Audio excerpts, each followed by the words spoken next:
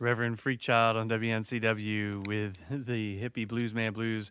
I'm sorry about that big grand theft of your auto and This is such what coming. happens when you start studying Buddhism. You're like, oh, I'm not attached to anything. Yeah. And the universe is like, oh, really? You're not attached Really? to that? Yeah, Oh, exactly. my God, I was so attached to that.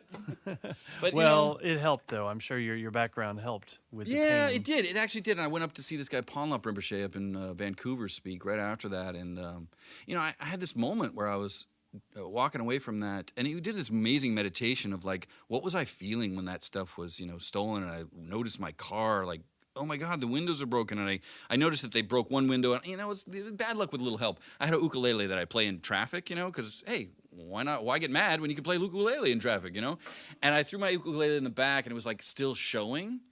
And so somebody had broken the little window in my truck to get to that. And then once they got in there, they were like, oh, my God, there's tons of stuff under here, So, and, I just, this compassion for these guys that probably stole it. And, you never know. It just kind of disappeared, but maybe they were junkies, they're looking for an angry fix, under the starry night, madness. And I had this moment of gratitude. I'm a recovering drug addict myself, and I went down to the police station to file this report, and I thought, at least I'm not on the other side of these bars, man. You know what I mean?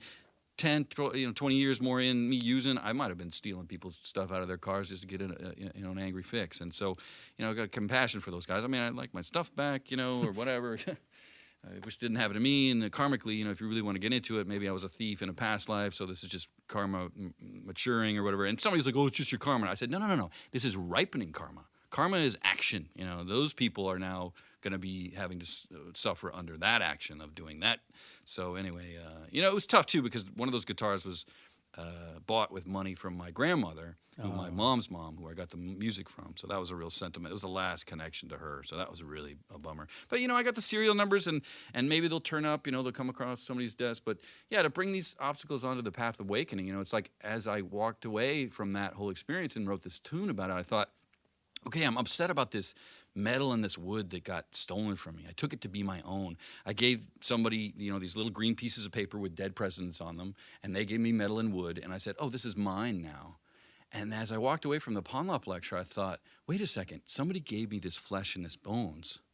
Who am I going to get upset with when the universe takes away, my body and my flesh and my bones, So, you bring these obstacles onto the path of awakening, and they can be a grander path to enlightenment, which is really pretty painful.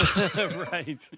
Because my Lama will make these, we'll sit in the circle with him and meditate, and then he'll teach. And Lama Tempa, God bless him, wherever he's, Lama La.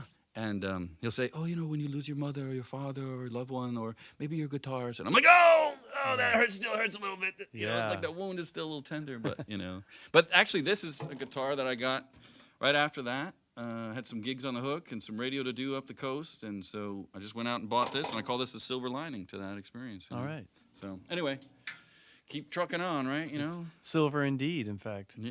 Yeah. Reverend Freakchild on WNCW. Let's get one more from it. Let's put that nice instrument to use. And right on. Well, there's a tune on the latest CD. It's called the CD's called Dial It In, and it's an ode to the DJs, ode to y'all. I love doing the radio shows, like I said, and.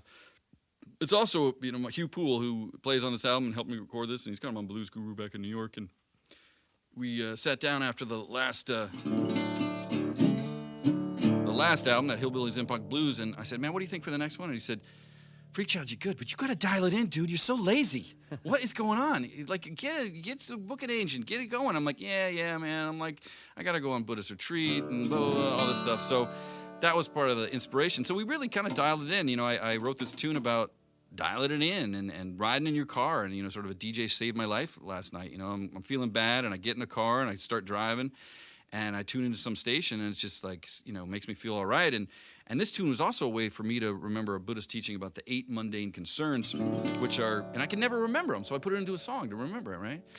And then to really embrace these things called the 4 immeasurables, which are loving kindness. Let's see if I can remember those ones.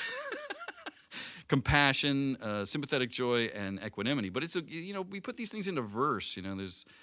They're easy to remember. And then so to sweeten up this track, after I recorded with Chris and I got in the studio, just drums and guitar, and then laid it down, and Hugh listened back, and he's like, man, it sounds like a G. Lovin' Special Sauce song. And I was like, well, I know Garrett from back in the day. I could give him a call, So I called up Garrett. You know, we used to hang out in Boston 25 years ago. And he used to open up for this band, Banana Fish, that I was in. And he met his drummer at one of my gigs. And he said, sure, man, I'll play on your album. So he plays a little harmonic on it and sings some backup. And then just to sweeten it up, we had Hazel Miller, who's, if you haven't checked her out, she was actually on tour with Big Head and Todd and the Monsters not too long ago. And wonderful soul singer. And she sings on this, so sort of a Mavis Staples thing. But I'll do the country blues version here. We'll dial it in.